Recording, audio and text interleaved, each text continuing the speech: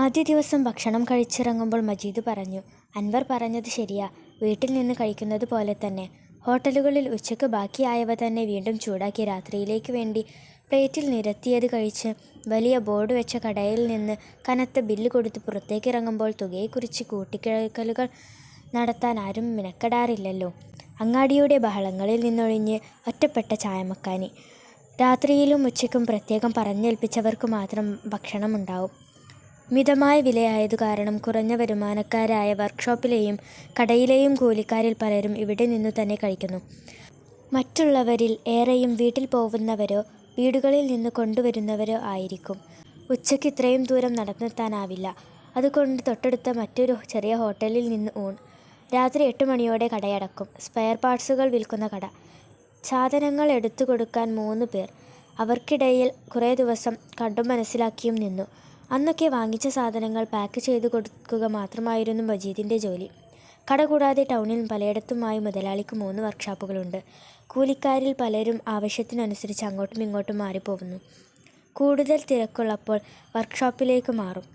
അതുകൊണ്ട് തന്നെ പണിയെക്കുറിച്ച് ഏകദേശം ഒരു ധാരണയെങ്കിലുമുള്ളവരെ മാത്രമേ മുതലാളി പണിക്ക് നിർത്താറുള്ളൂ. കട പൂട്ടിക്കഴിഞ്ഞാൽ അൻവറിനോടൊപ്പം അവൻ താമസിക്കുന്ന മുറിയിൽ സൗകര്യം കിട്ടിയതിനാൽ പ്രയാസപ്പെടേണ്ടി വന്നില്ല. 2 പേർക്ക് അത്യാവശ്യം കിടക്കാൻ പറ്റിയ മുറി. മുറിയിൽ പകുതിയിലേറെയും കടയിലെ സാധനങ്ങളായിരുന്നു. ഇത് സാധനങ്ങൾ വെക്കുന്ന ഗോഡൗണാണ്. അതിനിടയിൽ താമസിക്കാൻ മുതലാളിയുടെ സമ്മതം കിട്ടിയതുകൊണ്ടാ. അല്ലെങ്കിൽ എവിടെ കിടക്കാനാ? ശരിയായിരുന്നു. കിട്ടുന്ന കാശിൽ നിന്ന് താമസിക്കുന്നതിനുള്ള മുറിവാടകയും കൂടി കൊടുക്കാൻ പലർക്കും ആവില്ല. രാവിലെ ചായയും മറ്റും സ്റ്റൗവിൽ വെച്ച് സ്വന്തമായി പാകം ചെയ്തു കഴിച്ചിരുന്ന അവനും മജീദിനെയും കൂടി കിട്ടിയത് വലിയ തുണയായി. ഇനിയിപ്പോൾ വേണമെങ്കിൽ രാത്രിയിലേക്ക് വല്ലതും ഇവിടെ വെച്ച് ഉണ്ടാക്കുകയും ചെയ്യാം. പക്ഷേ പണി കഴിഞ്ഞ് ഒന്ന് നീണ്ടു നിവർന്ന് കിടക്കാൻ ആഗ്രഹിച്ചെത്തുമ്പോൾ മറ്റൊന്നും ചിന്തിക്കാനാവില്ലെന്നറിഞ്ഞുകൊണ്ട് തന്നെ അവൻ പറഞ്ഞു, രാത്രിയിൽ എന്നും നമുക്ക് ഖാദർക്കയുടെ പീടികയിൽ നിന്ന് തന്നെയാക്കാം. അതേ നടക്കൂ. പുലർച്ചെ എഴുന്നേറ്റ് പള്ളിയിലേക്ക് അൻവറിനോടൊപ്പം നടക്കുമ്പോൾ ശരീരത്തിനു മാത്രമല്ല മനസ്സിനും വല്ലാത്തൊരു ആശ്വാസം കൈവന്നതുപോലെ മജീദിന് തോന്നി. പിന്നെ അവൻ ഓർത്തു, കടയിൽ പോവാൻ തുടങ്ങുന്നതിന് അല്പം മുമ്പ് ഉമ്മ കുലുക്കി വിളിക്കുമ്പോൾ മുരണ്ടു പിരിഞ്ഞിരുന്ന തനിക്ക് ഒന്നിനും വേണ്ട സമയം കിട്ടിയിരുന്നില്ലല്ലോ. ഇപ്പോൾ നമസ്കാരവും കഴിഞ്ഞ് പള്ളിയിൽ നിന്നിറങ്ങി വിജനമായ റോഡിലൂടെ പുലർച്ചയിലെ ശീതക്കാറ്റേറ്റ് പലതും പറഞ്ഞ് തിരിച്ചെത്തുന്നതു തന്നെ അറിയില്ല. അവൻ അൻവറിനോടൊപ്പം കൂടിയതിൽ പിന്നെ നേരത്തിന് പള്ളിയിലെത്തുന്നു. രാത്രിയിൽ നമസ്കാരവും ഭക്ഷണവും കഴിഞ്ഞ് മുറിയിൽ തിരിച്ചെത്തിയാൽ കിടക്കാൻ പിന്നെയും ഒരുപാട് സമയം കഴിയണം. അതുവരെ വരാന്തയിൽ സാധനങ്ങൾ ഒഴിഞ്ഞ പീഞ്ഞപ്പെട്ടി കമഴ്ത്തിയിട്ട് അവർ ഇരിക്കും. അങ്ങാടി പതുക്കെ മയക്കത്തിലേക്ക് വഴുതി വീണിട്ടുണ്ടാവും. അപ്പോൾ കുടുംബകാര്യങ്ങളും നാട്ടുവിശേഷങ്ങളും ലോപമില്ലാതെ കൈമാറുന്നതിനിടയിൽ മജീദ് മനസ്സിൽ ഒളിപ്പിച്ചു വെച്ച കുറേ രഹസ്യങ്ങൾ അടിഞ്ഞു തന്നെ കിടന്നു. ഇപ്പോൾ വന്നിട്ട് 1 മാസത്തിലേറെയായി. ഊണിലും ഉറക്കത്തിലും വേർപിരിയാത്ത കൂട്ടുകാരായി കഴിഞ്ഞിട്ടും കുറേ സത്യങ്ങൾ മറച്ചു വെക്കുന്നത് നന്ദികേടാവും. ചിലപ്പോൾ കുറേ കഴിയുമ്പോൾ പറയേണ്ടതായും വരും. അപ്പോൾ ഇത്രയും കാലം മിണ്ടാതെ മനസ്സിൽ വെച്ചുകൊണ്ട് നടന്നതിനെക്കുറിച്ച് അവൻ എന്താകും തോന്നുക? ഒരു രാത്രി സംഭാഷണത്തിനിടയിൽ എല്ലാം തുറന്നു പറയാൻ തന്നെ അവൻ തീരുമാനിച്ചു. അപ്പോൾ മനസ്സിന് കുറെ കൂടി ആശ്വാസം ലഭിക്കും. അല്ലെങ്കിൽ അത് അൻവറിനോട് കാണിക്കുന്ന നന്ദികേടാവില്ലേ? അവൻ്റെ മനസ്സ് അങ്ങനെ മന്ത്രിച്ചുകൊണ്ടേയിരുന്നു. 10ാം തരം പാസ്സായതു മുതൽ ഒരു പുലർച്ചയിൽ ഇവിടെ വണ്ടിയിറങ്ങിയതുവരെയുള്ള കാര്യങ്ങൾ അവൻ ഒട്ടും മറച്ചു വെക്കാതെ അൻവറിൻ്റെ മുമ്പിൽ കുടഞ്ഞിട്ടു. ഒരു തുടർക്കഥ പോലെ. അത്ഭുതത്തോടെ അൻവർ കേട്ടിരുന്നു. വാക്കുകളുടെ വിങ്ങൽ മജീദിനേക്കാളേറെ അൻവറിൻ്റെ മനസ്സിലാണ് അസ്വാസ്ഥ്യം വിതച്ചത്. ഇപ്പോൾ തന്നെക്കുറിച്ച് അവൻ്റെ മനസ്സിൽ തോന്നുന്ന വികാരം തീർത്തും പുച്ഛമാവുമെന്ന കണക്കുകൂട്ടലിൽ സംശയനിവൃത്തിക്കു വേണ്ടി മജീദ് ചോദിച്ചു, ഇപ്പോൾ എന്നെക്കുറിച്ച്? എനിക്ക് നിൻ്റെ ഭാഗ്യത്തെക്കുറിച്ച് ഓർത്ത് അത്ഭുതം തോന്നുകയാണിപ്പോൾ. ഭാഗ്യമോ? എന്തു ഭാഗ്യം? അതെ, നീ എത്രയും വേഗം എല്ലാ ചങ്ങലകളിൽ നിന്നും മോചിതനായല്ലോ. ഇല്ലെങ്കിൽ എന്താവുമായിരുന്നു? നിനക്ക് പോലും നിന്നെ നിയന്ത്രിക്കാനാവാത്ത ഒരവസ്ഥയിൽ എത്തിപ്പെട്ടിരുന്നുവെങ്കിൽ. അതു കേൾക്കെ അവൻ്റെ മനസ്സിൽ അടക്കിപ്പിടിച്ച വിതുമ്പലിൻ്റെ കെട്ടുകൾ അഴിയുക തന്നെ ചെയ്തു. അവൻ ഒരു കൊച്ചുകുട്ടിയെപ്പോലെ തേങ്ങി. ശരി, എഴുന്നേൽക്ക്. സംസാരം നിലച്ചതിനു ശേഷമുള്ള മൗനത്തിൻ്റെ ഭീകരത അവനെ വേട്ടയാടി. ഒന്നും ഓർത്ത് വേവലാതിപ്പെടേണ്ട, എല്ലാം ശരിയാവും. ഇനി നമുക്ക് ഒരു കാര്യം കൂടി ചെയ്യാനുണ്ട്. ഇപ്പോൾ വന്നിട്ട് 1 മാസം കഴിഞ്ഞില്ലേ? ഉടനെ വീട്ടിലേക്ക് എഴുതണം. ഇവിടെ ഒരു കടയിൽ ജോലി ചെയ്യുന്നു എന്ന് മാത്രമാവരുത്. നിന്റെ തീരുമാനങ്ങളും കൂടി അതിലുണ്ടാവണം. ആ കത്ത് വായിച്ചു കഴിയുമ്പോൾ നിന്നെ ഓർത്ത് ദുഃഖിക്കുന്ന ഉമ്മയും സഹോദരിയും സന്തോഷം കൊണ്ട് തുള്ളിച്ചാടണം. വാ നടക്ക്, സമയം ഒരുപാടായില്ലേ, നമുക്കിനി കിടക്കാം. പായയിൽ നീണ്ടു നിവർന്ന് ഉറക്കം കാതോർത്ത് കിടക്കുമ്പോൾ റോഡിലൂടെ കനത്ത ഭാരം വലിച്ചു പോവുന്ന ലോറിയുടെ ഇരമ്പിച്ച ശബ്ദം ഇടയ്ക്കിടെ അവൻ്റെ ചിന്തകളെ മുറിച്ചു. ആ ഇരമ്പലിൻ്റെ ശബ്ദത്തിൽ എപ്പോഴോ അവൻ അറിയാതെ ഉറക്കത്തിലേക്ക് വഴുതി വീണു. ഇപ്പോൾ അറിഞ്ഞു വരുന്നവർ അങ്ങാടിയിൽ നിന്ന് വാങ്ങിച്ച തുണിയുമായി സഹീറയുടെ മുമ്പിലെത്തുന്നു. അവർക്ക് പാകം പോലെ പറയാനും പാകത്തിനൊത്ത് അളവെടുപ്പിക്കാനും ആളും തരവും നോക്കേണ്ടതില്ല എന്നതുകൊണ്ട് വലിയ സൗകര്യം മനസ്സിൽ കാണുന്നു. കൂടെ കൈപിടിച്ചെത്തുന്ന കുട്ടികൾ വെട്ടിയിട്ട വർണ്ണങ്ങൾക്കിടയിൽ താൽപ്പര്യത്തോടെ പരതും. അവർക്ക് മുടിയിൽ കെട്ടാൻ ഒരു നാട, ഒരു കല്യാണപ്പണിയോ മറ്റോ വരുമ്പോൾ പറഞ്ഞ ദിവസത്തിന് തീർത്തു കൊടുക്കാൻ അടിച്ചു വെച്ചവയ്ക്ക് ബട്ടൺ വെക്കാനും തുള തുന്നാനും രാത്രിയിൽ ഉമ്മ സഹായിച്ചിരുന്നു. അതിനിടയിൽ ഒരു തുണിയുടെ കരയടിക്കാനോ അല്ലെങ്കിൽ കീറിയതെന്തെങ്കിലും ചേർത്ത് പിടിപ്പിക്കാനോ എത്തുന്നവർ കൗതുകത്തോടെ നോക്കിയിരിക്കുന്നു. വീട്ടിൽ മെഷീൻ കൊണ്ടുവന്ന പിറ്റേന്ന് തന്നെ ചുരുട്ടിപ്പിടിച്ച പൊതിയുമായി മീനാക്ഷിയമ്മ വന്നു. ആദ്യത്തേത് എനിക്ക് ഒരു ബ്ലൗസിൻ്റെ പടിയാവട്ടെ. എനിക്കിപ്പം പുതിയതൊന്നും വേണ്ടിയിട്ടല്ല. സഹീറാൻ്റെ കൈകൊണ്ട് പുതിയ മെഷീനിൽ വെച്ച് തുന്നുന്നത് ആദ്യം എൻ്റേതാവട്ടെ എന്ന് കരുതിയിട്ടാ. അതേറെ നന്നായി എന്ന് സഹീറാക്കും തോന്നി. ഈ ചക്രങ്ങൾ തിരിയുന്നതിന് പിന്നിൽ അവരുടെ പിൻബലം കൂടി ഉണ്ടായിരുന്നല്ലോ. ഒന്നും അങ്ങോട്ട് കൊടുക്കാനാവില്ല. ഇങ്ങനെയെങ്കിലും. ഏയ് ഉമ്മല്ലേ? പെട്ടെന്ന് സൂചിക്കുഴയിൽ നിന്ന് മുറ്റത്തെ വിളിയിലേക്ക് കണ്ണുയർത്തി നോക്കുമ്പോൾ പോസ്റ്റ്മാൻ നാണു. ഉമ്മല്ലല്ലോ, സ്കൂളിൽ നിന്ന് എത്താനാവണേ ഉള്ളൂ. എന്നാ ഇത് ഉമ്മാക്ക് കൊടുത്താളാ. കത്ത് അവളുടെ നേരെ നീട്ടി പോസ്റ്റ്മാൻ പറഞ്ഞു. അയാൾ തിരിഞ്ഞു നടക്കുമ്പോൾ അവൾ കവർ തിരിച്ചു മറിച്ചു നോക്കി. ആരുടേതാവും പടച്ചോനെ?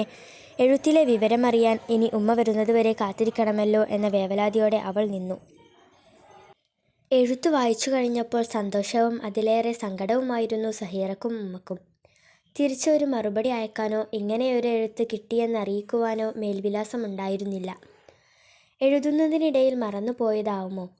അങ്ങനെ അവൻ ന്യായമില്ലെന്ന് മനസ്സ് പറഞ്ഞു. കവറിന് പുറത്ത് അക്ഷരങ്ങൾ തേഞ്ഞു മഷി പുരണ്ട സീലിൽ നിന്ന് സ്ഥലപ്പേര് പോലും തിരിച്ചറിയാൻ എത്ര ശ്രമിച്ചിട്ടും സഹീറക്കായില്ല.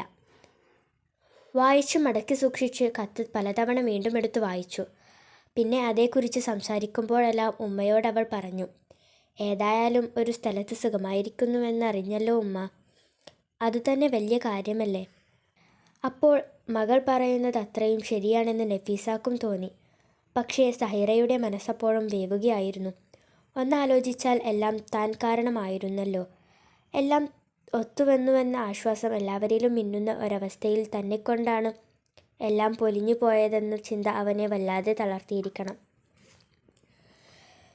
പിന്നീട് ആരുടെയും മുഖത്ത് നോക്കാൻ ധൈര്യം വരാത്ത ഒരു ഘട്ടത്തിൽ ഒന്നും ആലോചിക്കാതെ ഇറങ്ങിത്തിരിച്ചതാവണം. കാണാതായതു മുതൽ വാതിലടച്ചു കിടന്നു കഴിഞ്ഞാലും ഒരു കാൽപ്പെരുമാറ്റത്തിനു വേണ്ടി കാതോർക്കുമായിരുന്നു. ഒരിക്കൽ വാതിലിൽ മുട്ടി ഉമ്മ എന്ന് വിളിച്ച് അവൻ തിരിച്ചു വന്നേക്കുമെന്ന് കരുതിയതായിരുന്നു. ദിവസങ്ങളോളമുള്ള കാത്തിരിപ്പിനു ശേഷമാണ് പല വഴിക്കുമുള്ള അന്വേഷണങ്ങൾ നടത്തിയത്. മാധവേട്ടൻ പരിചയമുള്ള ഡ്രൈവർമാരെ മുഴുവൻ പറഞ്ഞേൽപ്പിച്ചിരുന്നു. അവരൊക്കെ പലയിടത്തും പോകുന്നവരാണ്. പലപ്പോഴും വർക്ക്ഷോപ്പുകളുമായി ബന്ധപ്പെടുന്നവരാണ്. ഏതെങ്കിലും വിധത്തിൽ കണ്ടെത്താൻ കഴിയാതിരിക്കില്ല എന്ന ആശ്വാസവാക്കുകളിലായിരുന്നു പിന്നീട് കാത്തിരിപ്പ്. അതും ക്രമേണ വ്യർത്ഥമാവുകയായിരുന്നു. പിന്നെ എല്ലാവരും ആശ്വസിപ്പിച്ചു. ആൺകുട്ടികളല്ലേ, എവിടെയെങ്കിലും ചെന്ന് ഒരു കരപറ്റി വരാതിരിക്കില്ല. ചെറിയ കുട്ടിയൊന്നുമല്ലല്ലോ, കുറച്ചു കഴിഞ്ഞാൽ ഒക്കെ നന്നായി വരും. പിന്നീട് പല കാരണങ്ങളാൽ നാടുവിടുകയും വർഷങ്ങൾ കഴിഞ്ഞ് നല്ല നിലയിൽ തിരിച്ചെത്തുകയും ചെയ്തവരുടെ കഥകൾ സംസാരങ്ങളിലൊക്കെയും പലരിൽ നിന്നായി കേൾക്കുമായിരുന്നു. അപ്പോഴെല്ലാം മനസ്സിൽ ഒരേ പ്രാർത്ഥനയായിരുന്നു. കഷ്ടപ്പെടാതെയും ചീത്ത കൂട്ടുകെട്ടുകളിൽ കുടുങ്ങാതെയും ഇരിക്കണേ എന്ന പ്രാർത്ഥന. ഇപ്പോൾ കാണാൻ കഴിഞ്ഞില്ലെങ്കിലും ആ പ്രാർത്ഥനയ്ക്ക് ഉത്തരം ലഭിച്ചിരിക്കുന്നുവോ? വിശദമായി എല്ലാം പിന്നീട് അറിയിക്കാമെന്ന വാക്കുകൾ ഒരുപക്ഷെ കത്തു കിട്ടിയാൽ ഉടനെ ഒരു അന്വേഷണം നടത്തുന്നതിനെക്കുറിച്ചുള്ള ഭയപ്പാടിൽ നിന്നാവാം അവർ കരുതി. വീട്ടിൽ തയ്യൽ മെഷീൻ്റെ ചക്രങ്ങൾ നിർത്താതെ കറങ്ങി. അടിച്ചുവെച്ച കുപ്പായങ്ങളിൽ തുള തുന്നിയും ബട്ടൺ വെച്ചും ഉമ്മയും മകളും ഏറെ നേരം ഉറക്കമൊഴിച്ചു. സ്വന്തമായി ശീല വാങ്ങി കുട്ടികൾക്കുള്ള കുഞ്ഞുടുപ്പുകൾ തന്നെ ഒഴിവു സമയങ്ങളിൽ പണിതീർത്തു വെച്ചു. സാധനങ്ങളുമായി എത്തുന്നവർ പലരും അവയിൽ നിന്ന് കുട്ടികൾക്കു വേണ്ടി തിരഞ്ഞെടുത്തു. ഇപ്പോൾ വലിയ ബദ്ധപ്പാടൊന്നുമില്ലാതെ ദിവസം കഴിയാമെന്നായിരിക്കുന്നു. ഈ അവസ്ഥയിൽ മജീദും കൂടി ഒരു നല്ല നിലയിൽ എത്തുകയാണെങ്കിൽ ഉമ്മയുടെ ദുരിതം കുറേയെങ്കിലും ചുരുങ്ങും. ഇപ്പോൾ വലിയ കഞ്ഞിച്ചെമ്പുകൾക്കു താഴെ തീയാളിക്കാൻ ഉമ്മക്ക് കഴിയാതായിരിക്കുന്നുവെന്ന് അവൾക്കറിയാതെയല്ല. പറയുമ്പോഴെല്ലാം ഉമ്മ പറയും, കുട്ടിയൊക്കെ അന്നം വെക്കണ കാര്യമല്ലേ മോളെ, പോണോടത്തോളം അങ്ങോട്ട് പോട്ടെ. പിന്നെ അവളൊന്നും പറയാറില്ല. അതുകൊണ്ട് തന്നെ ഉമ്മ ഇന്നും ഒരു സ്കൂൾ കുട്ടിയെപ്പോലെ വൈകി പോകുമോ എന്ന പേടിയോടെ രാവിലെ പുറപ്പെട്ടു പോകുന്നു. അവനും കൂടി എന്തെങ്കിലും സഹായം ചെയ്യാനാവുമെങ്കിൽ നിർബന്ധിച്ചെങ്കിലും ഉമ്മയെ വീട്ടിൽ സ്വസ്ഥമായിരുത്തണമെന്ന് അവൾ മനസ്സിൽ കണക്കുകൂട്ടി. അസർ നമസ്കാരം കഴിഞ്ഞിറങ്ങിയപ്പോൾ അൻവർ പറഞ്ഞു, നമുക്ക് മൈതാനം വരെ പോകാം. സന്ധ്യയോടെ തിരിച്ചു വരുമല്ലോ. ഞായറാഴ്ചകളിൽ കട മുടക്കമായതിനാൽ പ്രത്യേകിച്ച് പണികളൊന്നുമില്ല. അന്നു മാത്രം കാദർക്കയുടെ മക്കാനിയിൽ നിന്ന് ഊണ്. തിരിച്ച് ലോഡ്ജിൽ വന്നാൽ വെയിലിൻ്റെ ശക്തി കുറയുന്നതുവരെ എന്തെങ്കിലും വായിച്ചുകൊണ്ടിരിക്കും. പിന്നെ മിക്കവാറും അടഞ്ഞുകിടക്കുന്ന ടൗണിൻ്റെ ഏതെങ്കിലും ഒരു സന്ധിയിലൂടെ നടക്കാൻ ഇറങ്ങും. വിശാലമായ മൈതാനം, ഒരറ്റം മുതൽ മറ്റേ അറ്റം വരെ പടർന്നു കിടക്കുന്ന പതിഞ്ഞ പുല്ലുകൾ, എന്നോ അവസാനിച്ച ഫുട്ബോൾ മത്സരത്തിൻ്റെ ബാക്കിപത്രമായി വലകൾ അഴിച്ചുമാറ്റിയ ഗോൾ പോസ്റ്റുകൾ, തണൽ മരങ്ങൾ അതിരിട്ട മൈതാനിയിലൂടെ പച്ചപ്പിൽ കാറ്റുകൊള്ളാൻ സംഘം ചേർന്നിരിക്കുന്നവരുടെ തുരുത്തുകൾ. ഒഴിഞ്ഞ ഒരു ഭാഗത്ത് അൻവറും മജീദും ഇരുന്നു. ഒരുപാട് നടന്നിരിക്കണം. കാലുകളിൽ മരവിപ്പ് പടർന്നിരിക്കുന്നു. ഒരാവശ്യത്തിനാണെങ്കിൽ ഒരു പക്ഷേ ബസ്സിനു കയറാവുന്ന അത്രയും ദൂരം. കുട്ടികളുടെ കയ്യും പിടിച്ച് നടന്നു നീങ്ങുന്ന ദമ്പതികളെ നോക്കിയിരിക്കെ മജീദിൻ്റെ മനസ്സിൽ വീട് ഒരു നിമിഷം മിന്നിമറഞ്ഞു. പിന്നെ ഓർമ്മകളിൽ ചിത്രങ്ങൾ ഒന്നൊന്നായി തെളിയാൻ തുടങ്ങി. മാധവൻ നായരുടെ വീട്ടിൽ നിന്ന് അടച്ചുമൂടി കൊണ്ടുവരുന്ന പലഹാരങ്ങൾ, സഹീറാക്ക് ആലോചനകളുമായി വരുന്ന ഹസൻകുട്ടിക്ക, വർക്ക്ഷോപ്പിലെ രാമചന്ദ്രൻ, ആരും കാണാതെ അവൻ അരയിൽ തിരുകുന്ന പരന്ന കുപ്പികൾ, ഷർട്ടും മുണ്ടും ബാഗിൽ തിരുകി ആരും കാണരുതേ എന്ന പ്രാർത്ഥനയോടെ റെയിൽവേ സ്റ്റേഷനിലെ ഇരുത്തം. എന്താ ഓർത്തിരിക്കുന്നത്? ചിന്ത മുറിച്ചുകൊണ്ട് അൻവറിൻ്റെ ചോദ്യം ഉടഞ്ഞു. വീട്ടിലേക്ക് നാളെ കുറച്ച് കാശ് അയക്കണം. വിവരങ്ങൾ വിശദമായി എഴുതുകയും വേണം. പെങ്ങളെ കാര്യം എങ്ങനെയെങ്കിലും ശരിയാക്കിയെങ്കിൽ എല്ലാറ്റിനും ഒരു വഴിയുണ്ടാവും. നാട്ടിൽ പോകുമ്പോൾ വല്ലവരെയും കണ്ട് കാര്യമായി അന്വേഷിക്കാൻ ഏർപ്പാടാക്കണം. അല്ലെങ്കിൽ പരിചയക്കാർക്ക് ആർക്കെങ്കിലും എഴുതണം. അല്ലാതെ നമ്മളിവിടെ നിന്ന് വെറുതെ പറഞ്ഞതുകൊണ്ട് എന്താവാനാ? പതിവിലും താമസിച്ചാണ് രാത്രി ഭക്ഷണത്തിനു വേണ്ടി കാദർക്കയുടെ കടയിലെത്തിയത്. കണ്ടപാടെ അയാൾ പറഞ്ഞു, അല്ല മക്കളെ, നിങ്ങൾ രണ്ടാളും എവിടെയായിരുന്നു? 5 മിനിറ്റും കൂടി കഴിഞ്ഞിരുന്നെങ്കിൽ നമ്മൾ എടുത്തു വെച്ച് വാതിലടച്ച് പോയിരുന്നു ട്ടോ. നിങ്ങൾക്ക് ഞായറാഴ്ച ഒഴിവാ. നമ്മൾ ഞായറാഴ്ചയും കൂടി നിങ്ങളെ കാത്ത് വെച്ചും കൊണ്ടിരിക്കണതാ. പറയുന്നതിനിടയിൽ 2 പേർക്കുമുള്ള ഭക്ഷണം മേശമേൽ നിരന്നു കഴിഞ്ഞിരുന്നു. ഇവൻ്റെ ഓരോരോ പ്രാരാബ്ദങ്ങളും കേട്ടിരുന്ന് നേരം പോയതറിഞ്ഞില്ല കാദർക്ക. ഓൻ്റെ നാട്ടിലേക്ക് പണം അയക്കണം, കത്തെഴുതണം, പെങ്ങളെ കെട്ടിക്കണം, അങ്ങനെ എന്തെല്ലാം. ഓരോരുത്തർക്ക് ഓരോരോ ബുദ്ധിമുട്ട്. എത്ര പെങ്ങന്മാരുണ്ട്? എത്രയോ ഒന്നുമില്ല കാദർക്ക, ഒറ്റ പെങ്ങളേ ഉള്ളൂ. പ്രായം ഒട്ടായ കുട്ടിയെ? പ്രായം. പെട്ടെന്ന് അൻവർ ഇടയിൽ കയറി പറഞ്ഞു, എടാ കാദർക്കാനെ പിടിച്ചോ. ഒരുപാട് ആൾക്കാർ മൂപ്പരെ കസ്റ്റഡിയിലുണ്ടാവും. ബാപ്പ? കാദർക്ക ചോദിച്ചു. കണ്ട ഓർമ്മയില്ല, ചെറുപ്പത്തിൽ പോയതാ. ഉമ്മ പറഞ്ഞ ഓർമ്മയേ ഉള്ളൂ. എന്താ പെങ്ങളെ പേരെന്ന് പറഞ്ഞ്? സഹീറ. സഹീറ മജീദ്. എന്താ ആലോചിക്കണത് കാദർക്ക? പൂട്ടാൻ ധൃതി ആയിന്നല്ലേ പറഞ്ഞ്? എന്നാ എടുത്തു വെക്കാൻ നോക്കി. എച്ചിൽ പ്ലേറ്റുകൾ മേശപ്പുറത്ത് അതേപടി ഇരിക്കുകയായിരുന്നു. അവർ കൈകഴുകി പുസ്തകത്തിൽ കണക്കെഴുതി വെച്ചിട്ട് ഒരുപാട് നേരമായി കാണണം. അവർ യാത്ര പറഞ്ഞിറങ്ങി. കാദർക്കയുടെ ഓർമ്മയിൽ അപ്പോൾ കാലം ഉറയൂറുകയായിരുന്നു. അന്ന് രാത്രിയിൽ അയാൾക്ക് ഉറങ്ങാനായില്ല. അന്ന് മജീദിന് എത്ര വയസ്സായിട്ടുണ്ടാവും? 3 അതോ 4? സഹീറക്ക് അവനേക്കാൾ 1.5 വയസ്സിൻ്റെ കുറവ് കാണും. കാദർക്ക ഓർക്കുകയായിരുന്നു. ഇപ്പോൾ തൻ്റെ കടയിൽ നിന്ന് കൂട്ടുകാരനോടൊപ്പം ഭക്ഷണം കഴിച്ച് ഇറങ്ങാറുള്ള ചെറുപ്പക്കാരന് 10-25 വയസ്സ് പ്രായം കാണും. ഓർക്കും തോറും കാദർക്കയുടെ സംശയങ്ങൾ പെരുകി. അത് മലയോളം ഉയർന്ന് തന്നെ മൂടുന്നതായി അയാൾക്ക് തോന്നി. ബാപ്പയെക്കുറിച്ച് ഉമ്മ പറഞ്ഞ അറിവേ ഉള്ളൂ എന്നാണല്ലോ അവൻ പറഞ്ഞത്. അപ്പോൾ ഒരു വിശദീകരണം ചോദിച്ചതുമില്ല. ഒരു പക്ഷേ അവൻ്റെ ബാപ്പ ഓർമ്മയെത്തുന്നതിന് മുമ്പ് മരിച്ചു പോയതായിരിക്കാനിടയില്ലേ?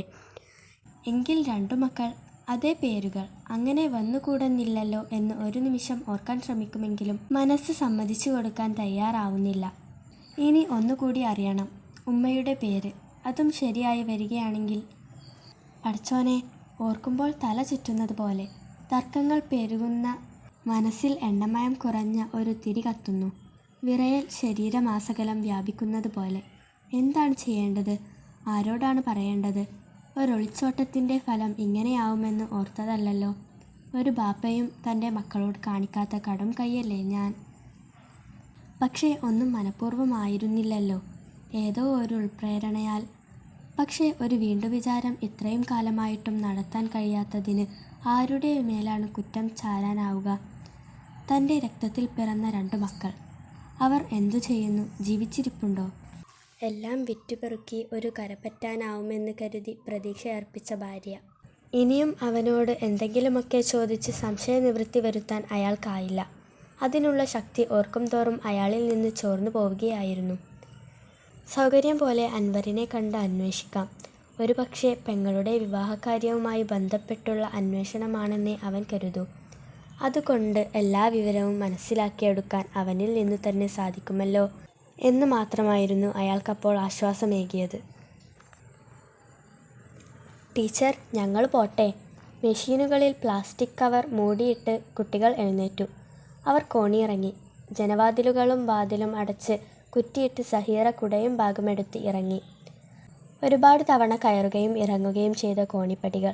അന്നൊക്കെ കയ്യിലുള്ള പ്ലാസ്റ്റിക് സഞ്ചിയിൽ കട്ട് പീസുകളും നീണ്ട ആൽബത്തിൽ തിരിച്ചും മറിച്ചും വരഞ്ഞിട്ടിരിക്കുന്ന വിവിധ ഉടുപ്പുകളുടെ ഡിസൈനുകളുമായിരുന്നു. ഇന്നിപ്പോൾ കുട്ടികൾക്കിടയിൽ അവരുടെ ടീച്ചറായി പടിയിറങ്ങുമ്പോൾ ആരോടൊക്കെയോ ഉള്ള നന്ദി മനസ്സിൽ മുറ്റുകയാണ്. കഴിഞ്ഞ ആഴ്ചയിലെ ഒരു വൈകുന്നേരമാണ് ഇങ്ങനെയൊരു ആവശ്യവുമായി വീട്ടിൽ 2-3 പേർ വന്നു കയറിയത്. വാർഡ് മെമ്പർ, ഇൻസ്റ്റിറ്റ്യൂട്ടിൻ്റെ കൺവീനർ, പിന്നെയും ആരൊക്കെയോ. പലരെയും നേരത്തെ അറിയാമായിരുന്നതുകൊണ്ട് സ്ഥാപനത്തിൽ നിന്ന് പടിയിറങ്ങിയവരുടെ സ്ഥിതിഗതികൾ അറിയാനായിരിക്കുമെന്നേ കരുതിയുള്ളൂ. അവർ നൽകിയ തയ്യൽ മെഷീനുകൾ കൊണ്ട് ഉദ്ദേശിച്ച ഫലം ലഭിക്കുന്നുണ്ടോ എന്നറിയാനാവണം. എന്താ, പണിയൊക്കെ ശരിക്കില്ലേ? വാർഡ് മെമ്പറുടെ ചോദ്യത്തിന് മറുപടി ഉമ്മയാണ് പറഞ്ഞത്. ആ, ഇവിടെ അടുത്തുനിന്നൊക്കെ ചില്ലറ പണികൾ കിട്ടുന്നുണ്ട്. പിന്നെ ഓൾ ഒറ്റക്കല്ലേ ഉള്ളൂ. വലിയ തെറ്റില്ലാതെ കഴിഞ്ഞു പോകുന്നുണ്ട്. നിങ്ങളെയൊക്കെ സഹായം മറക്കാൻ കഴിയൂല. സൗജന്യമായി ലഭിച്ച ഒരു തൊഴിലുപകരണം നിങ്ങൾ ഉദ്ദേശിച്ച പോലെ പ്രയോജനപ്പെടുത്തുന്നു എന്നത് അവരെയും കൂടി അറിയിക്കണമല്ലോ എന്ന ചിന്തയായിരുന്നു നഫീസുവിനപ്പോൾ. ഏതായാലും ഞങ്ങൾക്ക് തിരിച്ചൊരുപകാരം ചെയ്തു തരണമെന്ന് പറയാനാ ഞങ്ങളിപ്പം വന്നത്. ഉപകാരമോ? ഞാനോ? സഹീറയുടെ വാക്കുകൾ ഇടറിപ്പോയിരുന്നു. ഒരു തമാശയാവുമെന്ന് കരുതി അകത്തു നിന്ന് ബെഞ്ച് പിടിച്ച് കോലായിലിട്ട് അവൾ പറഞ്ഞു, നിങ്ങളിരിക്കൂ. ഉമ്മ, ചായ. ആയിക്കോട്ടെ, അതുവരെ സമയമുണ്ടല്ലോ കാര്യങ്ങൾ പറയാൻ, കൂട്ടത്തിൽ ആരോ പറഞ്ഞു. പിന്നെ കോലായിൽ ചിതറിയ ചിരിയുടെ മുഴക്കത്തിൽ അവളും പങ്കുചേർന്നു. മജീദിൻ്റെ മറ്റും വിവരങ്ങൾ ചോദിച്ചറിഞ്ഞ ശേഷം കൺവീനർ പറഞ്ഞു, എന്നാ ഞമ്മക്ക് വന്ന കാര്യം പറയാം. നമ്മുടെ ടീച്ചർ വസന്തയുടെ കല്യാണം കഴിഞ്ഞത് അറിയാലോ. അതിനുശേഷവും അവർ വന്നുകൊണ്ടിരിക്കുന്നുണ്ട്. പക്ഷേ ദൂരെ നിന്ന് എന്നും വന്നു പോവുക അവർക്ക് പ്രയാസമാണെന്നും പഠിപ്പിക്കാൻ ആരെയെങ്കിലും ഒരാളെ കണ്ടെത്തണമെന്നും പറഞ്ഞിരുന്നു. പഠിച്ചു പോയവരുടെ കൂട്ടത്തിൽ നിന്ന് പറ്റിയ ഒരാളെ ചോദിച്ചപ്പം സഹീറാനെ കിട്ടാണെങ്കിൽ വേറെ ആരെയും വേണ്ട എന്നാ വസന്ത പറഞ്ഞത്. ഇപ്പം 10-25 കുട്ടികളുണ്ടല്ലോ. വലിയ തെറ്റില്ലാത്ത ഒരു സംഖ്യ മാസം ടീച്ചർക്ക് കൊടുക്കുകയും ചെയ്തിരുന്നു. അതുകൊണ്ട് സഹീറ ആ ചുമതല ഏൽക്കണം എന്ന് പറയാനാ ഞങ്ങളിപ്പം വന്നത്. ഇവിടെ കിട്ടുന്ന പണികൾ ചെയ്തു കൊടുക്കാൻ അതുകൊണ്ട് തടസ്സമാവില്ല. 3 മണിയോടെ ക്ലാസ് കഴിയൂലോ. വീട്ടിൽ നിന്ന് ഇങ്ങനെയൊരു പുറപ്പാട് അവൾ ഓർത്തിരുന്നതേയല്ല. കുറേ കുട്ടികൾക്ക് ടൈലറിങ്ങിൻ്റെ ആദ്യാക്ഷരങ്ങൾ മുതൽ പഠിപ്പിക്കേണ്ടി വരിക. മനസ്സിൽ കൂട്ടിക്കിഴക്കലുകൾ നടത്തിയപ്പോൾ അവൾക്കത് ഒട്ടും പ്രയാസമാണെന്ന് തോന്നിയില്ല. മാത്രമല്ല വസന്ത ടീച്ചർ അതിനു പറ്റിയത് താനാണെന്നാണല്ലോ പറഞ്ഞത്. അതുകൊണ്ട് തന്നെ അവൾക്കേറെ താല്പര്യവുമായിരുന്നു. ചായ കഴിച്ചുകൊണ്ടിരിക്കെ അവൾ പറഞ്ഞു, ടീച്ചർ ടൈലറിങ് പഠിച്ച് പാസ്സായ ആളാ. എനിക്ക് അത്രയൊന്നും ആവൂല.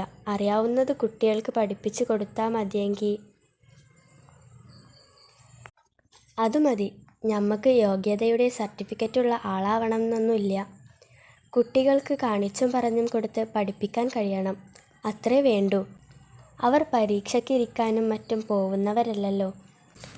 കുട്ടികൾ ഓരോ സംശയവുമായി ടീച്ചർ ടീച്ചർ എന്ന വിളിയുമായി അവൾക്ക് ചുറ്റിലും നിൽക്കുമ്പോൾ അവളുടെ മനസ്സ് കുളിർത്തു. രാവിലെ 9 മണിക്ക് പുറപ്പെട്ടു. പഠിക്കാൻ പോകുമ്പോൾ കൊണ്ടുപോയിരുന്ന പാത്രത്തിൽ ഉച്ചക്കുള്ള ചോറ് ബാഗിൽ കരുതി. സ്കൂളിനു മുമ്പിലൂടെ കടന്നു പോകുമ്പോൾ കുട്ടികൾ ഗേറ്റിനരികിലും മുറ്റത്തും കളിക്കുകയായിരുന്നു. ഉച്ചയ്ക്ക് ശേഷം പുറത്തു വിട്ട സമയമായിരിക്കണം. ഉമ്മയോട് പറയേണ്ട ഒരു തമാശ അവളുടെ മനസ്സിൽ മുള പൊട്ടി. ചെന്നു കയറിയ പാടെ പറയണം, ഉമ്മ, ഞാൻ ടീച്ചറായില്ലേ. നമ്മുടെ വീട്ടിൽ നിന്ന് ഒരാൾ സ്കൂളിൽ പോയാൽ പോരെ? അതുകൊണ്ട് കഞ്ഞി വെക്കാൻ മറ്റൊരാളെ ഏൽപ്പിച്ച് ഉമ്മ ഇനി ജോലി നിർത്തണം. പിന്നെ അവൾ മനസ്സിലോർത്തു, അതൊരു തമാശ മാത്രമല്ലല്ലോ. ഇനിയും ഉമ്മാനെ പറഞ്ഞു വിടുന്നത് ശരിയല്ല. ചെമ്പുകൾ കയറ്റി 100-400 കുട്ടികൾക്ക് വെച്ചു വിളമ്പാൻ ഉമ്മക്ക് ആരോഗ്യമില്ലാതായിരിക്കുന്നു. ആരെയെങ്കിലും ഒരാളെ കണ്ടുപിടിച്ച് ഏൽപ്പിച്ചു കൊടുക്കണം. ആലോചിച്ച് നടക്കെ വീടെത്തിയത് അവൾ അറിഞ്ഞതേയില്ല. കേട്ടപ്പോൾ ഉമ്മ പറഞ്ഞു, ഈയാണ് നിന്നെ സ്കൂളിൽ പറഞ്ഞയച്ചത്. ഈ തന്നെ ഇപ്പം പോണ്ടാന്ന് പറയുന്നതും. അനക്ക് ഓർമ്മണ്ടടി, ഈ 7ാം ക്ലാസ്സിൽ പഠിക്കുമ്പോഴാ. ഇപ്പം കൊല്ലം എത്രയായി? അതിനിടെ ആരൊക്കെ സ്കൂളിൽ നിന്ന് മാറിപ്പോയി. അതുതന്നെയാ പറയുന്നത്. ഏതായാലും ഉമ്മ നാളെ മാഷോട് പറയണം. പെട്ടെന്നാവുമ്പം അവർക്കും ബുദ്ധിമുട്ടാവൂലോ. വേറെ ഒരാളെ കണ്ടെത്താൻ പറയണം. അതുവരെ മാത്രം ഇനി ഉമ്മ പോയാൽ മതി. ഉമ്മ ചിരിച്ചു. ആ ചിരിയിൽ അവളും പങ്കുചേർന്നു. അപ്പോൾ മനസ്സിൽ നിന്ന് മറ്റൊരു ഭാരവും കൂടി ഇറക്കി വെച്ച ആശ്വാസമായിരുന്നു.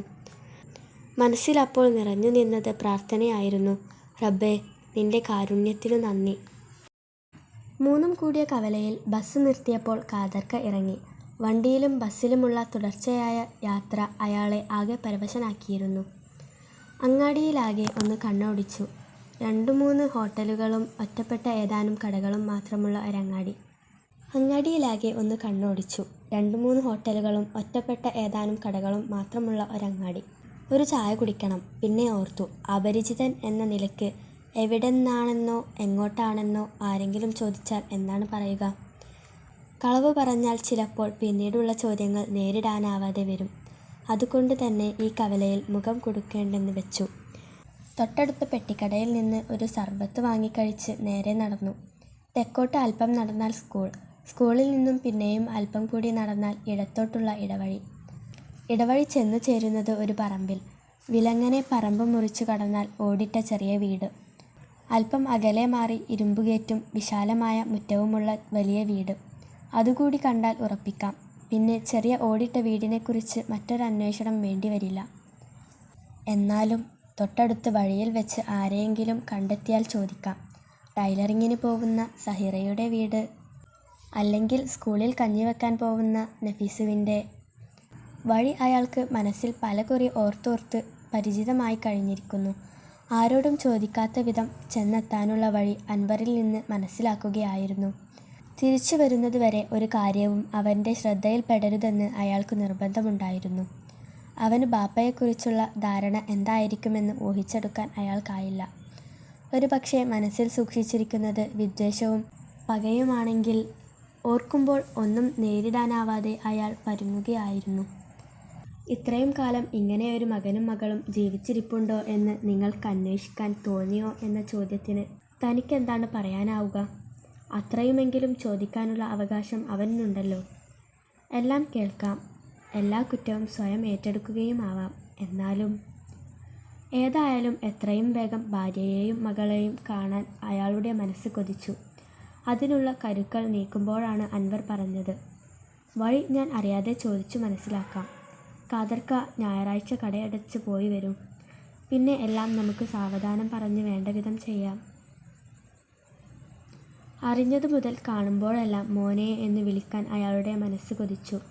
പിന്നെ തോന്നി, വേണ്ട, അങ്ങനെ വിളിക്കാൻ പോലും അവളുടെ സമ്മതം വാങ്ങണം. അത്രമാത്രം തെറ്റാണല്ലോ താൻ അവളോട് കാണിച്ചത്. പറമ്പിലേക്ക് കയറുമ്പോൾ തന്നെ കോലായിലെ ഒരു മൂലയിൽ ഇട്ടിരിക്കുന്ന തയ്യൽ മെഷീൻ കണ്ടു. പിന്നെ ആരോടും സംശയനിവൃത്തി വരുത്തേണ്ടി വന്നില്ല. മുറ്റത്തേക്കടുക്കുന്തോറും കരുതി വെച്ച മുഴുവൻ ധൈര്യവും അയാളിൽ നിന്ന് ചോർന്നു കഴിഞ്ഞിരുന്നു. കോലായിൽ ആരുമില്ല, അകത്ത് ആളുണ്ട് താനും. അയാൾ മുറ്റത്ത് കുറേ നേരം നിന്നു. എങ്ങനെയാണ് വിളിക്കേണ്ടത്? ആളില്ലേ എന്ന് ചോദിക്കണോ അതോ? ഏറെ നേരം നിന്നിട്ടും ആരും പുറത്തേക്ക് വരാതിരുന്നപ്പോൾ അയാൾ ഒന്ന് ചുമച്ച് ശബ്ദമുണ്ടാക്കി. പക്ഷേ അതിനും പെട്ടെന്ന് പ്രതികരണമൊന്നും കണ്ടില്ല. ആരെയും കാണുന്നതിന് മുമ്പ് കോലായിലേക്ക് കയറാനുള്ള ധൈര്യം അയാൾക്കുണ്ടായിരുന്നില്ല. പിന്നെയും കാത്തു. അടുത്ത വീട്ടിൽ നിന്ന് ആരെങ്കിലും തന്നെ കാണുന്നുണ്ടോ? ഇല്ല. തൊട്ടടുത്ത വലിയ വീട്ടിൽ മുൻവശത്തൊന്നും ആരും ഉള്ളതായി തോന്നിയില്ല. അതുകൊണ്ട് തന്നെ അയാൾ കരുതി, നിൽക്കാം, എത്ര വേണമെങ്കിലും കാത്തു നിൽക്കാം. കോലായിൽ ചിതറിക്കിടക്കുന്ന പല നിറങ്ങളിലുമുള്ള ശീലയുടെ നുറുങ്ങുകളിൽ നോക്കി വെറുതെ നിന്നു. പെട്ടെന്ന് കോലായിലേക്ക് വന്ന യുവതി അയാളെ കണ്ടതും ഒരു നിമിഷം ശങ്കിച്ചു നിന്നു. പിന്നെ അവൾ ചോദിച്ചു, ആരാ? അയാൾക്ക് പെട്ടെന്ന് പറയാനുള്ള ഒരു ഉത്തരമുണ്ടായിരുന്നില്ല. ഉത്തരം പ്രതീക്ഷിച്ച അവൾ അല്പം നിന്നിരിക്കണം. പിന്നെ അകത്തേക്ക് നീട്ടി വിളിച്ചു, ഉമ്മാ. അവൾ അകത്തേക്ക് തന്നെ നടക്കുന്നതിനിടയിൽ പറയുന്നുണ്ടായിരുന്നു, ദാ മുറ്റത്തൊരാൾ വന്നിരിക്കണ്. ഇതാ വരണ്. മറുപടി അകത്തു നിന്നും കേട്ടു. അയാളുടെ മനസ്സിൽ 1000 പടക്കങ്ങൾ ഒന്നിച്ചു കത്തിയമർന്നു. എവിടെ നിന്നൊക്കെയോ സംഭരിച്ച ധൈര്യത്തിൻ്റെ പിൻബലത്തിൽ അയാൾ കോലായിലേക്ക് കയറി നിന്നു. എന്താണ് പറയേണ്ടത്? തന്നെ ഒറ്റനോട്ടത്തിൽ തിരിച്ചറിയാനായില്ലെങ്കിൽ എങ്ങനെയാണ് പരിചയപ്പെടുത്തേണ്ടത്? തട്ടം തലയിലേക്ക് വലിച്ചിട്ട് നഫീസ് വാതിൽ പാളിയിൽ മറഞ്ഞു നിന്നു. മനസ്സിലായില്ല. അങ്ങോട്ടിരിക്കാലോ. അവളുടെ മനസ്സിലപ്പോൾ ഒരു വിവാഹദല്ലാളുടെ ചിത്രം രൂപപ്പെടുകയായിരുന്നു. അയാൾ പക്ഷേ ഇരുന്നില്ല. പകരം അവളുടെ മുഖത്തേക്ക് തറച്ചു നോക്കുക മാത്രം ചെയ്തു. എത്ര നേരം നിന്നുവെന്ന് അയാൾക്കറിയില്ല. വായ തുറക്കാൻ കഴിയുന്നില്ല. നാവിന് സംസാരശേഷി നഷ്ടപ്പെടുകയാണോ? കാലം അയാൾക്ക് മുമ്പിൽ ഉതിർന്നു വീഴുകയായിരുന്നു. ദൃഷ്ടികൾ തറയിലൂന്നി മുഖം താഴ്ത്തി അല്പനേരം അയാൾ അതേ നിൽപ്പ് തുടർന്നു. ആരെങ്കിലും ഒന്ന് ഇടയിൽ കയറി വരാനുണ്ടായിരുന്നെങ്കിൽ, ഇതാരാണെന്ന് ചോദിക്കാനുണ്ടായിരുന്നെങ്കിൽ. നഫീസു, ഇത് ഞാനാണ് എന്ന് പറയാൻ തനിക്കാവുന്നില്ലല്ലോ. വീണ്ടും ആ മുഖത്തേക്ക് അയാൾ ഒരിക്കൽ കൂടി നോക്കി. അപ്പോൾ അവളുടെ കണ്ണുകൾ നിറഞ്ഞൊഴുകുകയായിരുന്നു. അവളുടെ വിതുമ്പുന്ന ചുണ്ടുകളിൽ നിന്നും ഒരു തേങ്ങൽ മാത്രം അയാൾ കേട്ടു. അവിടെ വാക്കുകളുടെ വാതിലുകൾ അടക്കപ്പെട്ടിരുന്നു. അമ്പരപ്പിക്കുന്ന മൗനം അവർക്കിടയിൽ ആർദ്രതയുടെ നനവായി പടർന്നു. ഒന്നും ചോദിക്കാനുണ്ടായിരുന്നില്ല, പറയാനും. നിറഞ്ഞ കണ്ണുകളുമായി നിൽക്കുന്ന ഉമ്മയുടെ അരികിലേക്ക് അമ്പരപ്പോടെ മകൾ വന്നു. നിലയില്ലാത്ത ഒഴുക്കിൽ ഒരു പിടിവള്ളി കിട്ടിയതുപോലെ അവർ മകളെ മാറിൽ അമർത്തിപ്പിടിച്ച് തേങ്ങി. ഒന്നും മനസ്സിലായില്ലെങ്കിലും ഉമ്മയുടെ പരിഭ്രാന്തിയിൽ അവളും കാര്യമറിയാതെ കരയുകയായിരുന്നു. തേങ്ങലിനിടയിൽ ഉമ്മയുടെ വാക്കുകൾ അവൾ കേട്ടു. മോളെ, ബാപ്പ. പിന്നെ അണപൊട്ടിയ കരച്ചിൽ. 3 പേരുടെയും മനസ്സിൽ കഴിഞ്ഞ കാലചിത്രങ്ങൾ ചിതറി വീഴുകയായിരുന്നു. മോളെ. വിറയാർന്ന ശബ്ദത്തിൽ അയാൾ എപ്പോഴോ അങ്ങനെ വിളിച്ചുപോയി. സങ്കടമോ സന്തോഷമോ എന്ന് വ്യവച്ഛേദിക്കാനാവാതെ അവളുടെ മനസ്സ് പരുങ്ങി. എന്താണ് ചെയ്യേണ്ടത്? അവർക്കിടയിൽ കനം തൂങ്ങിയ മൗനത്തിൻ്റെ മറ നീക്കി അയാൾ പറഞ്ഞു, മക്കളെയും അന്നെയും ഓർക്കാതെ ഒരുപാട് കഴിഞ്ഞു. ഒന്നും മനഃപൂർവ്വമല്ല, എൻ്റെ മനസ്സിൽ തോന്നിയില്ല. സഹീറ പിൻവാതിലിലൂടെ കടന്ന് മാധവൻ നായരുടെ വീട്ടിലേക്കോടി. അവർക്കിടയിൽ ആരെങ്കിലും പുറത്തു നിന്നൊരാൾ കൂടിയില്ലെങ്കിൽ ഒന്നും പറയാനാവാതെ, തീരുമാനിക്കാനാവാതെ കുഴങ്ങുമെന്നവൾക്ക് തോന്നി. വർഷങ്ങളുടെ കഥകൾ ഇതിനകം നഫീസുവിനു മുമ്പിൽ കെട്ടഴിഞ്ഞു. ഒരങ്ങാടിയിലെ ഇറക്കിക്കെട്ടിയ ചെരുവിൻ്റെ വാതിലുകൾ വർഷങ്ങളുടെ കഥകൾ ഇതിനകം നഫീസുവിനു മുമ്പിൽ കെട്ടഴിഞ്ഞു. ഒരങ്ങാടിയിലെ ഇറക്കിക്കെട്ടിയ ചരുവിൻ്റെ വാതിലുകൾ അടച്ചുപൂട്ടി ഇറങ്ങിയതു മുതലുള്ള കഥകൾ. വാതിൽപ്പാളികൾ മറഞ്ഞു നിന്നു കേട്ടതല്ലാതെ ഒരക്ഷരവും നഫീസ് ഉരിയാടിയില്ല. അവളുടെ സംസാരശേഷി എവിടെയോ ഉൾവലിഞ്ഞു കഴിഞ്ഞിരുന്നു. ഇപ്പം ഞമ്മളെ മോനാണ് എന്നെ ഇവിടെ എത്തിച്ചത്. ഞമ്മളെ മോൻ. ഓർത്തിരിക്കാതെ അവളുടെ വായിൽ നിന്നും അങ്ങനെ വീണുപോയി. തന്നെ മജീദ്. ഓനിപ്പം എൻ്റെ പീഡിയൻ്റെ അടുത്താണ് പണി. ഞാനിതുവരെ മോനെ എന്ന് വിളിച്ചിട്ടില്ല. അതിനു മുമ്പ് എല്ലാം പൊറുത്തു എന്ന് പറയണത് കേൾക്കണം. എന്നിട്ട് വേണം എൻ്റെ മക്കളെ. അതുവരെയും പിടിച്ചു നിന്ന അയാൾ അവർക്ക് മുമ്പിൽ ഒരു കൊച്ചുകുട്ടിയെപ്പോലെ തേങ്ങി. അത് കേട്ടു നിൽക്കാൻ നഫീസുവിനായില്ല. പിന്നെയും ഉറഞ്ഞുകൂടിയ മൗനത്തിലേക്ക് മീനാക്ഷിയോടൊപ്പം സഹീറയും വന്നു കയറി. നിങ്ങളിങ്ങനെ എല്ലാവരും കൂടി നിന്ന് കരഞ്ഞാലോ? വീട്ടിലൊരാൾ വന്നു കയറിയ ഒരു മര്യാദയില്ലേ? അതൊക്കെ മറന്നോ നിങ്ങൾ? ഇപ്പം ബാപ്പ് വന്നിട്ട് നിങ്ങൾ ഇങ്ങനെ നിൽക്കുക? എത്ര ദൂരേന്ന് വരുവാണ്? മോളെ അടുക്കളയിൽ ചെല്ല്. മീനാക്ഷിയമ്മ പറഞ്ഞു. കഥകളൊക്കെയും മീനാക്ഷിയമ്മയുടെ മുമ്പിലും വിവരിക്കപ്പെട്ടു.